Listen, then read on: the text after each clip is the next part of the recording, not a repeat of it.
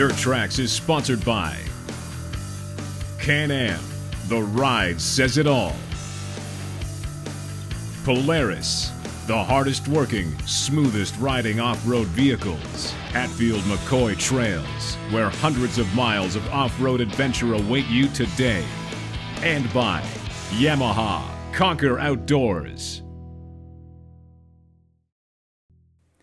Can-Am has completely reinvented the Outlander chassis the past 2 years.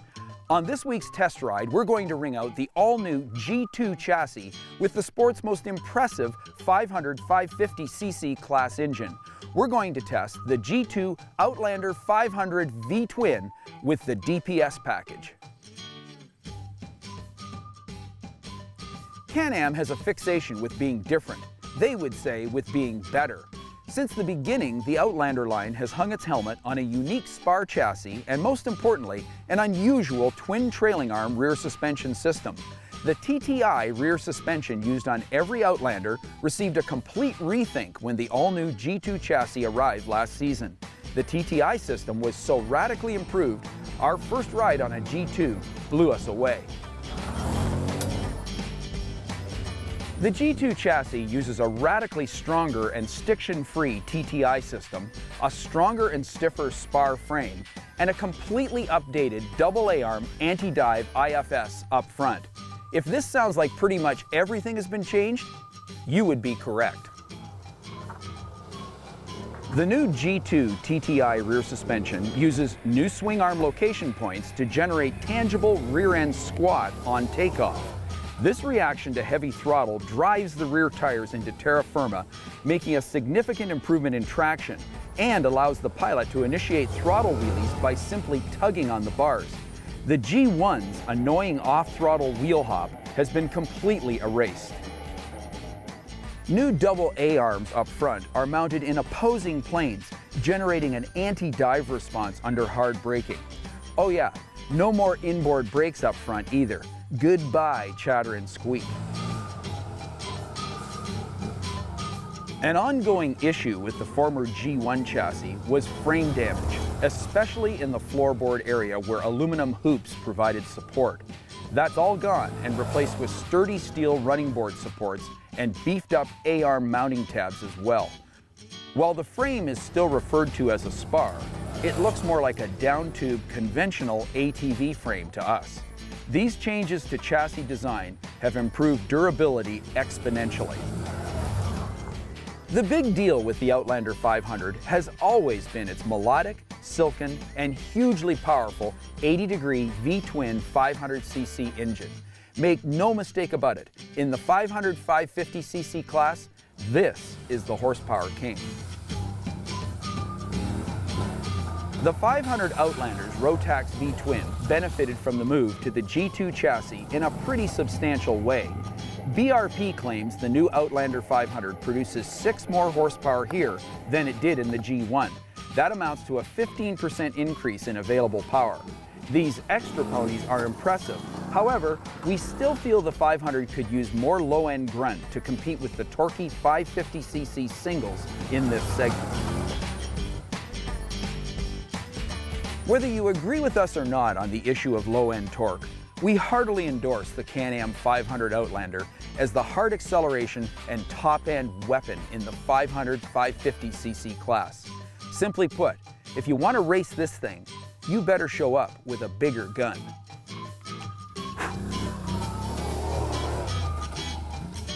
Can-Am has been on the cutting edge of electronic power steering technology, offering dual, then tri-mode rider-selectable EPS. The order of things ATV buyers want most these days goes like this. First, it's a winch, next is cool wheels, and catching on stronger every year is demand for EPS.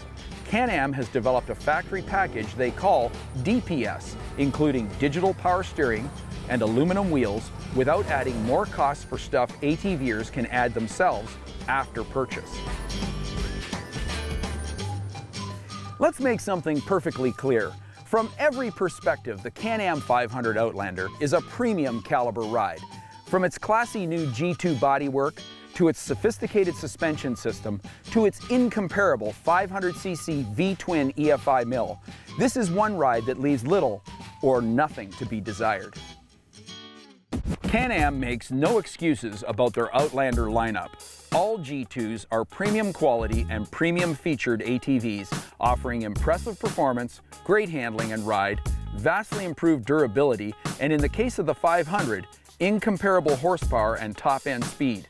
If you're shopping the 500-550 class, you need to sample this refined, high-quality ride.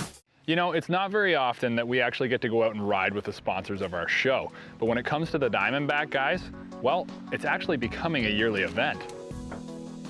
So last year we rode the Hatfield-McCoy trail system with Luke, and it was a bit of a different ride. We were riding a brand new trail system that they'd launched, and really it was more about exploring the trail system, getting to see some of what they had down there. Not a very technical ride, it was more of a family type trail system. It was a nice trail system, as most of the Hatfield trail systems are, but we had a big crew with us and we weren't doing anything real technical. After Luke being with Diamondback in Hatfield, I thought for this go round we'd invite them up to our neck of the woods for a little bit more technical riding. The DIRTTRAX guys and us were talking about where we were going to go ride this year, and we looked at some places in the States, but AJ and the crew said that they had a lot of really good riding up in Ontario. We'd been up there a couple times for some fishing trips, some hunting trips, but we don't get into Canada too often, so we really looked forward to the opportunity of making the trip up. So not too bad of a trip, get across the border there and head up into Lake Country and do a little bit of more technical riding than we're used to back down in some of the areas we ride in Pennsylvania.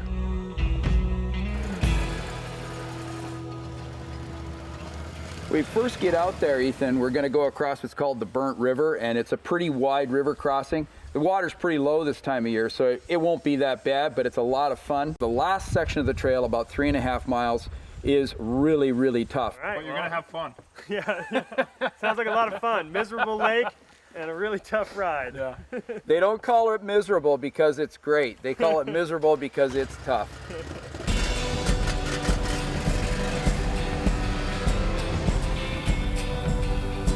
When we were invited to ride up with DIRTTRAX, I was excited to just be able to get to some new country, stuff that I'm not completely used to. The ride that we got to go on was actually a lot more technical, a lot more rocks, and some pretty dicey areas, a lot different than what we currently usually get into at home. The scenery is not completely different, but there was a lot more water, and on this run there was a lot more technical stuff, some large boulders and some pretty steep hill faces that we had to crawl up and get everybody around. Everybody made it back without tearing up any ATVs.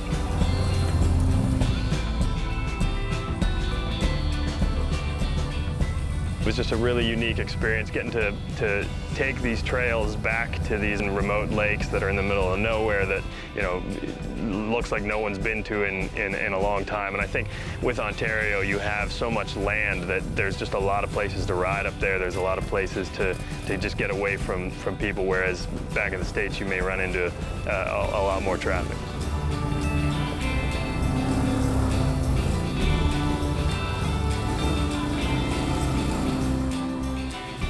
While going for a ride with Ethan from Diamondback is cool, it's even more interesting that he actually uses the product that he builds. This guy isn't just a businessman, he's an enthusiast of our sport. Getting out and using the product a lot of times is the difference in how a product's engineered. And so, you know, from the start, we were using the product, we were taking our ATVs with us, we were, you know, hauling stuff in the truck. And a lot of the design changes that happened to the product over the many years stemmed from just getting out and using it. So all the product line changes and all the developments we've done have all just come from either customer requests or us ourselves trying to use the product and realizing where it had deficiencies, where it needed to be better, where it could be improved. And we're still doing that. We still do that improvement every day. Every year there's incremental improvements in the product. And even if it doesn't look like it from the outside, the things are being changed, things are being tweaked as we discover things that are wrong. And coming down the road, we're going to have a lot more of that.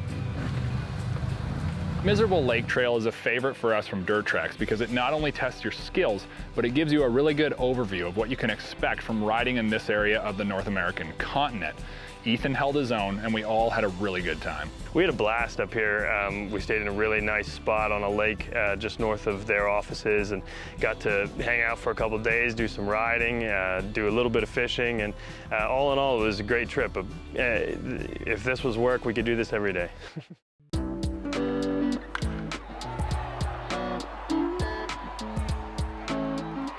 Yamaha's Grizzly has taken on many forms over the past decade. It's evolved with the market and been both a leader and a follower in the big bore class.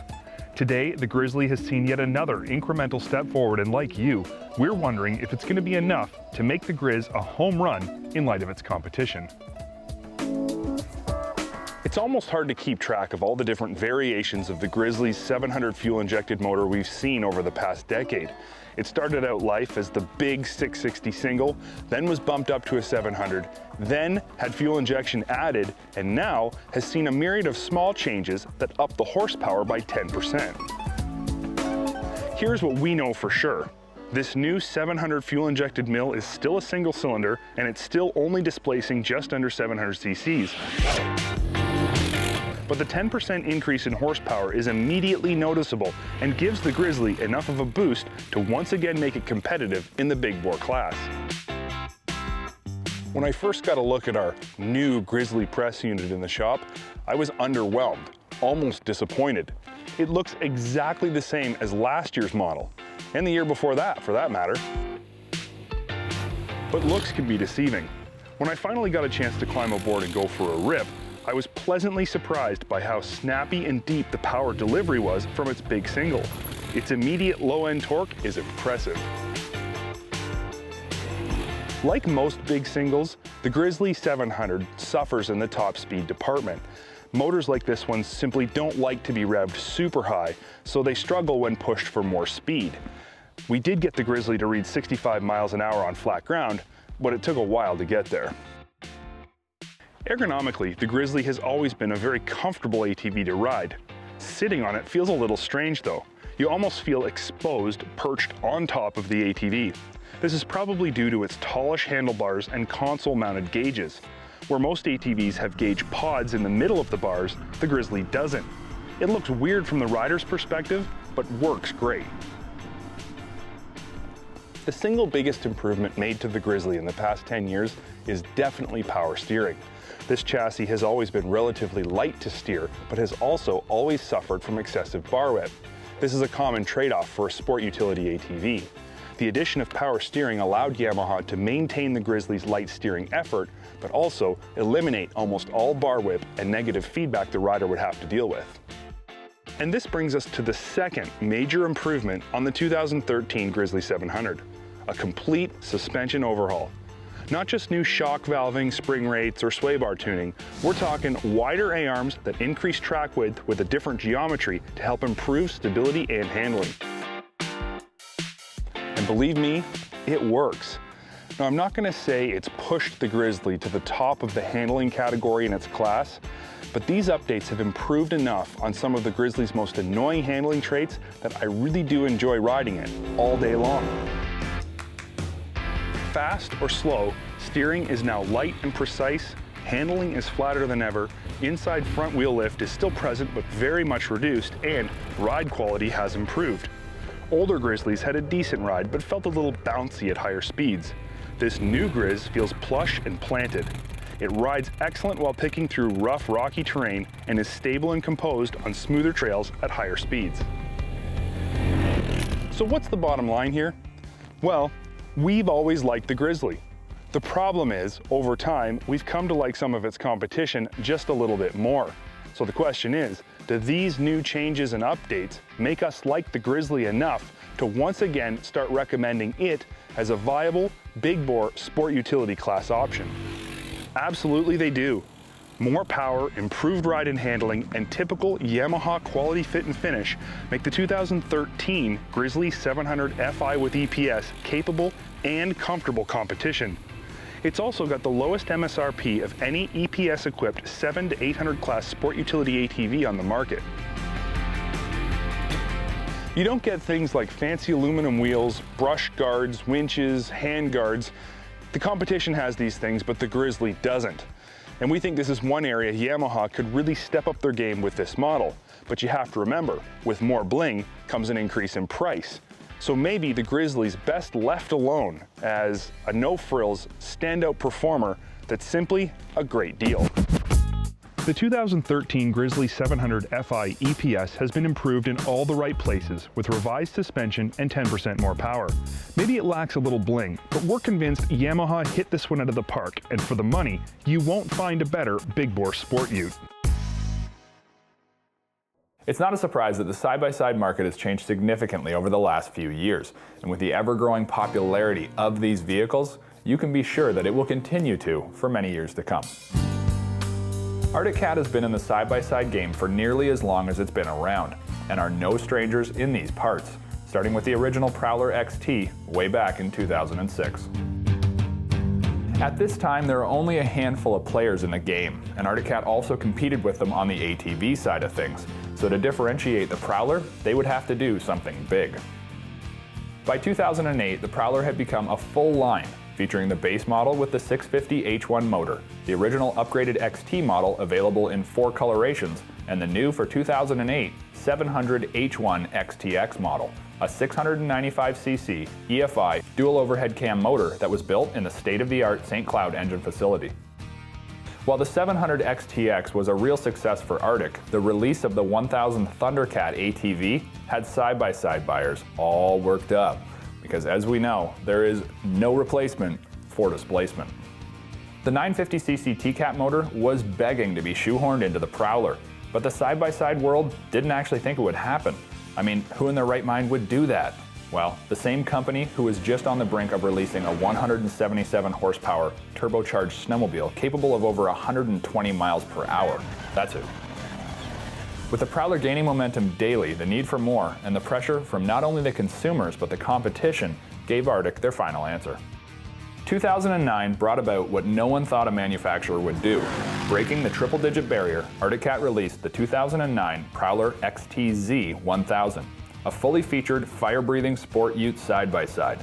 Pumping out ridiculous horsepower, the competition could do nothing but try to cover their faces as the XTZ would blow past, leaving only a cloud of dust in its wake. The bar had officially been raised, the stakes were high, and the ante, well, forget the ante, Artic Cat was all in.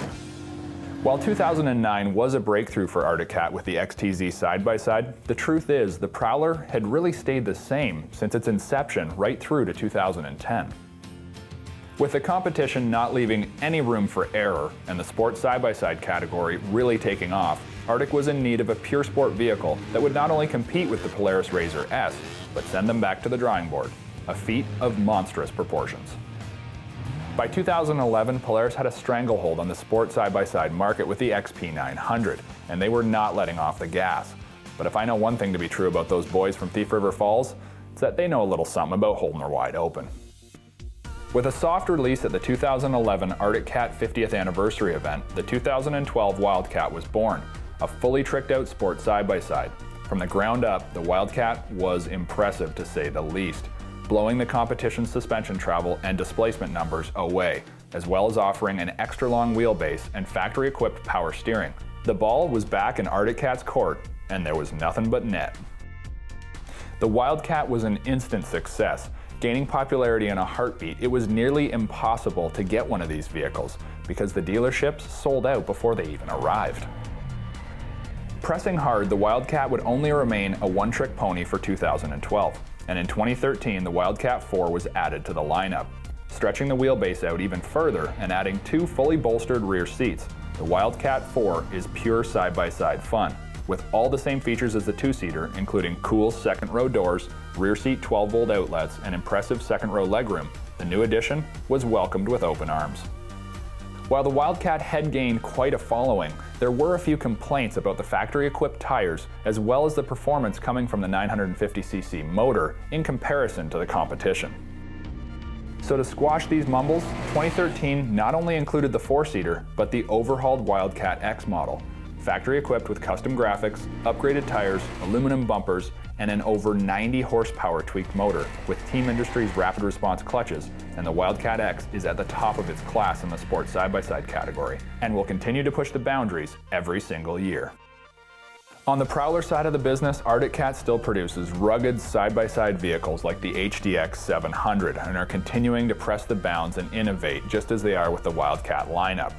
What's next for Artic? Well, you never truly know in this fast-paced side-by-side industry, but one thing you can be sure of is that Artic won't be backing down and letting off the gas anytime soon. DIRTTRAX Television has been sponsored by Polaris, the hardest working, smoothest riding off-road vehicles. Can-Am, the ride says it all. MBRP Performance Exhaust, making power with MBRP. And by Artic Cat, share our passion.